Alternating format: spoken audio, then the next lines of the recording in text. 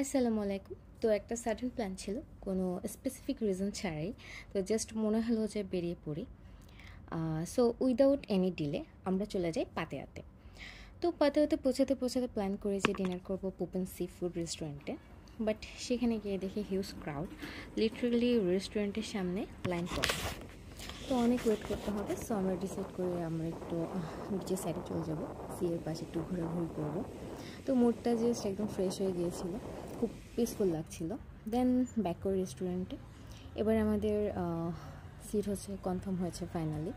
তো আমার মনে হয় রেস্টুরেন্টে আসার আগে প্রি বুক করে আসাই ভালো ছিল, যেটা আমরা করতে ভুলে গিয়েছি, মিস্টেক হয়ে গিয়েছে। দেন আমরা কিছু খাবার অর্ডার করি, সি ফুড অর্ডার করেছিলাম। খুব ভালো লেগেছে, ওদের সি ফুড আসলে অনেক মজা। Thank you for watching, bye by.